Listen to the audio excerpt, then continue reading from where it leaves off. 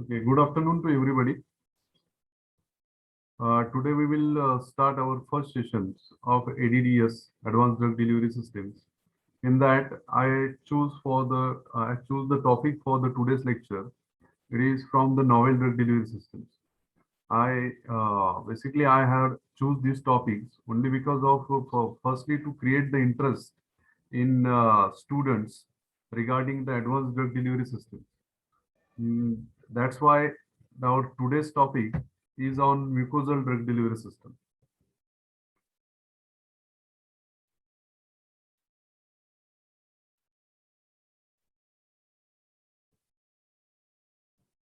Okay. Our today's topic is the mucoadhesive drug delivery systems. Uh, this topic comes under the novel drug delivery systems. Firstly, the history of mucoadhesive drug delivery systems. It is a very important term. That is, I know this term is completely new for all of you. So basically, we know the history from where this mucoadhesive word will come. The mucoadhesive drug delivery formulation were firstly introduced in 1947 when firstly the gum tragacan is used in the dental powder as an adhesive material, and it was happened in 1947.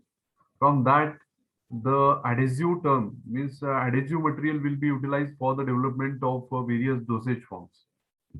So next important point is uh, which are the traditional routes which will be utilized for the administration of a drug.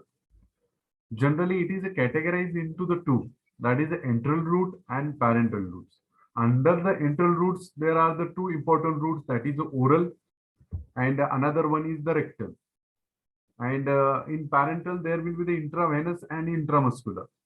But when we mostly you seen in the market, the most of dosage form near about to 90 to 95% of available dosage form in the market is in the oral dosage form.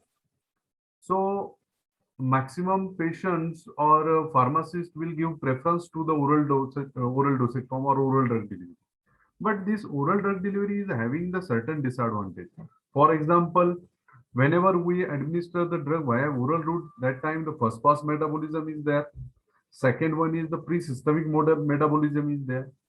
And if we bypasses this oral route and instead of oral, if we choose the rectal route, that time there will be also the certain disadvantage. Like as the in rectal route, that is a slow drug absorption because the surface area at that particular site is very low.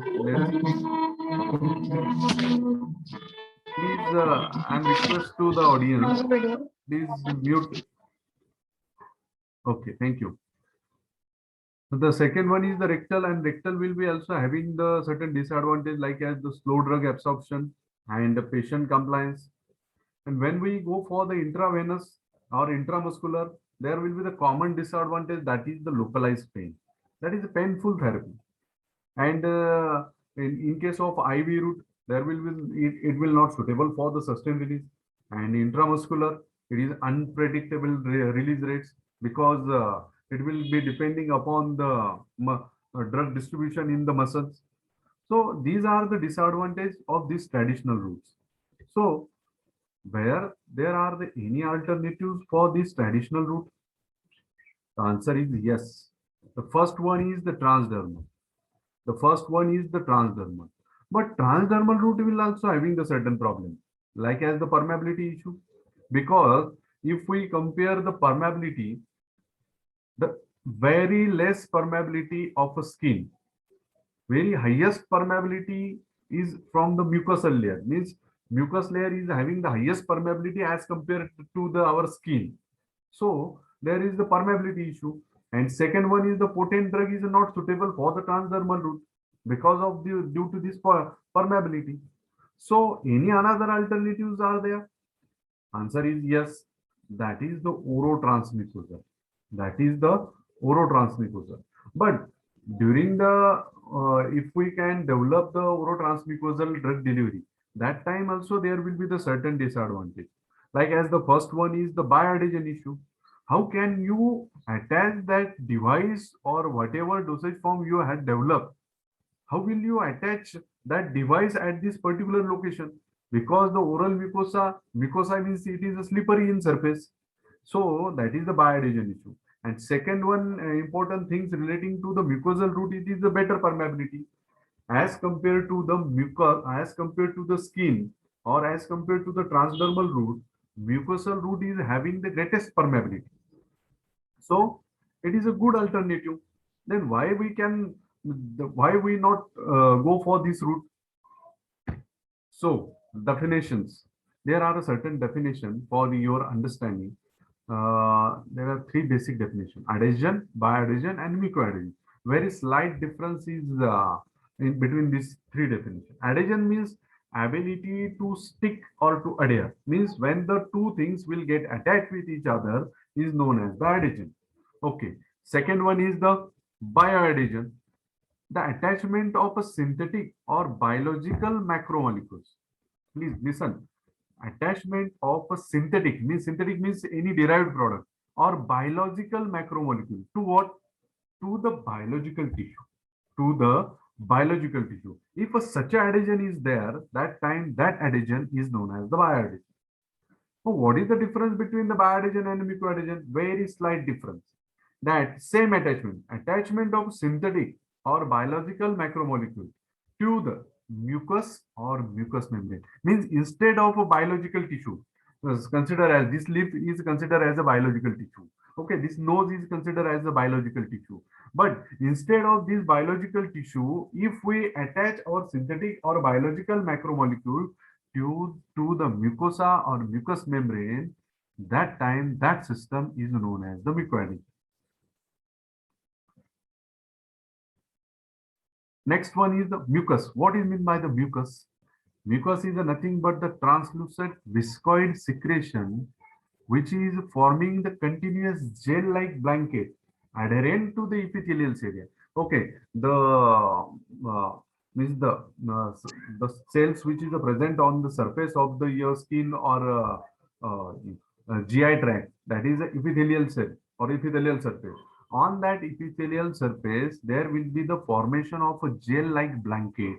Continuous gel-like blanket is nothing but the mucus. This thickness is varies from 50 to 450 micrometer. It is secreted by the globulate cell lining of the epithelia or by the special exocrine gland. Okay. Now the important part in the mucus, that is the composition. 95% water is present in the mucus. 95% water is present in mucus. Apart from this, 0.5 to 5% is the glycoproteins and lipids. Afterward, 1% is the mineral salt and 0.5 to 1% is the free protein. Next, what is the importance of this mucus? Why this mucus is present in our body or human being or in animals? Why? What is the need of this mucus? It is an important question. The first one, importance of this mucus is the protection. Second one, it will act as a barrier for the foreign particles. Third one, due to its viscous nature, it will be provide the adhesion. And fourth one, the lubrication. Now, for your understanding, I have prepared a simple diagram because this concept is totally new for you. The bioadhesion means what? Consider this gray shade is a biological membrane. This blue layer is the mucus, which is a mucosal layer, which is present on this biological membrane. And this semicircle, it is the dosage form.